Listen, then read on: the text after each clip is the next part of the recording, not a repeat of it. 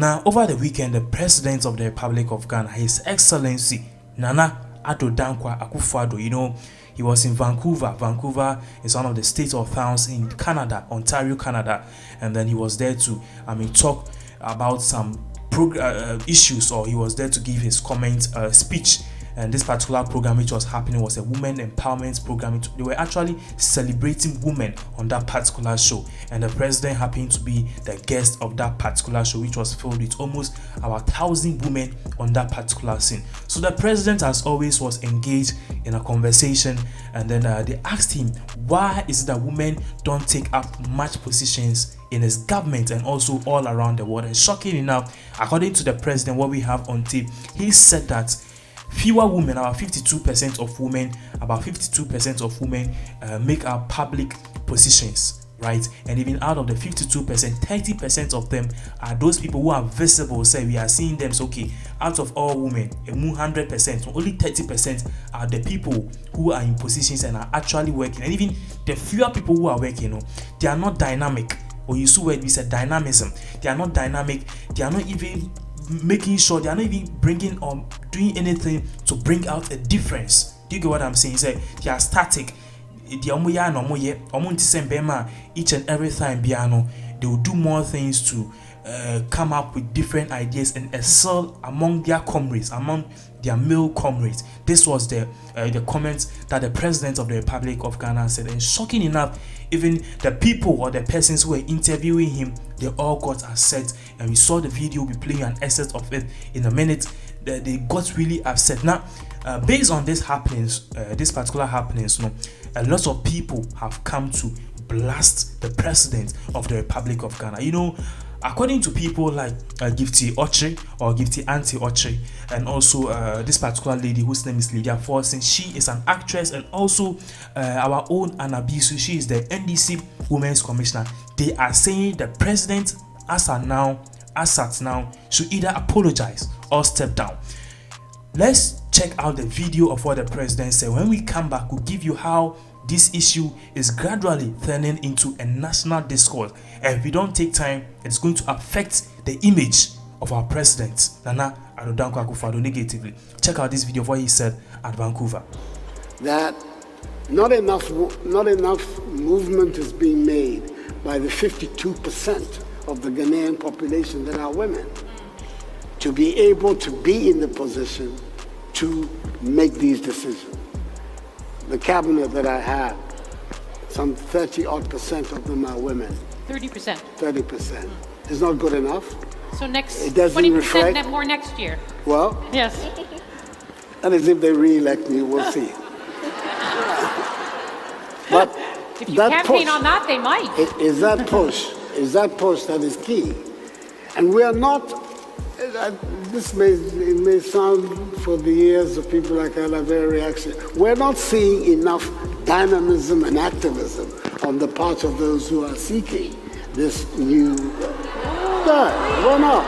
We're not. No, yeah, we're not. I'm talking about dynamism where it matters. When was the last time you saw a dynamic head of state? I'm saying the dynamic is not sitting around here talking. I'm talking about electing people to parliament, controlling political parties, because they are the instruments by which our societies make decisions. We're talking about decisions, not wishes and hopes. We're talking about decisions.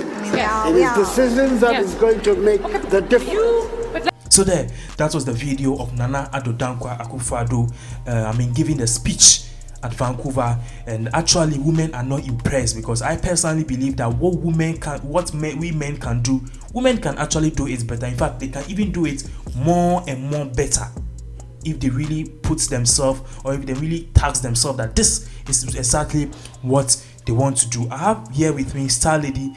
She'll be joining me on this particular conversation that we'll be having. Also, we have more news concerning this particular matter, as more people and more women internationally, globally, are calling that the president either apologizes or he stands the chance to lose his international image or appeal everywhere in the world. Star Lady, welcome to Pinax TV.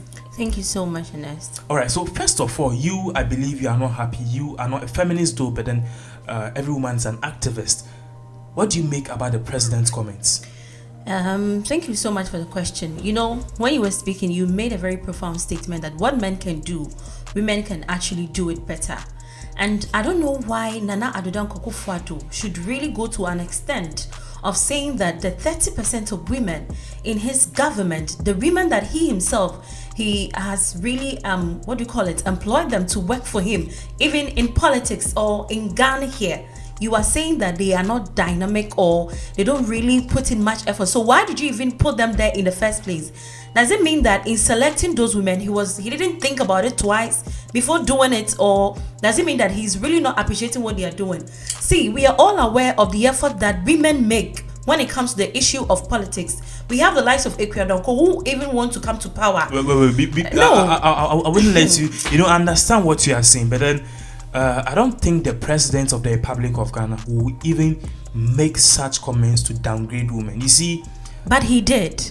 Really, I don't see it that way. He did. That is what he did. Yes, but you see, you need to look at it from this standpoint. The truth hurts. The truth hurts. We've seen this over and over again. I believe women are also equally good, but then it's high time they need a wake-up call. And yet they be a bomb about so one man can do, women can do better. If women can do it better, then it's high time we see things moving on. It's like you are not in Ghana and you are not aware that women are trying to do anything and everything positively possible to really venture into this world. When it comes to women, I don't know, we have so many obstacles in front of us that before they can even accept us for who we are, is even a problem. Our sex is even in question when it comes to certain job opportunities in Ghana here. And regardless of that, we are still, like, we have, what do you call it? Women activists, feminists who are really fighting to keep that issue. And I know, before you even move on, this is what is coming from Lydia Forson. I'll say, this is our president talking at the Women Deliver 2019 conference in Vancouver. This picture sums up how a majority of the women and the panel reacted to his views on gender activism. When we talk, you don't listen. When will you go out? When we talk, you don't listen. Then you go out and get laughed at, very publicly. You know, before you come in, I have a very big problem with this Lydia Forson. I've actually worked with her before, as I was telling you earlier. He took this out of context. You know, people are actually taking what the president of Ghana said out of context. Or can we see BB say women are good, but the few of them now more power. No, they are not doing anything to put themselves on the map or to make them distinguished. Now the question is, Ernest, the question is, you are saying that they are good, but the few of them that are in power are not doing their work. And I say, they are not really sticking to it and fulfilling what the president needs from them. So what are the measures that he himself, the president of Ghana, what are some of the measures that has he put in place to make sure, say, these women, I have given you this authority, I've given you this task to do. What are some of the measures that he has put in down to say, if I give you an assignment to do and you don't do it, this is what you are going to face. This is going to be a penalty. I personally think that this president is one of the presidents who have actually put women in post. Let's look at Obatiwa, who is our IGP. Let's look at the Attorney General. These are people in power.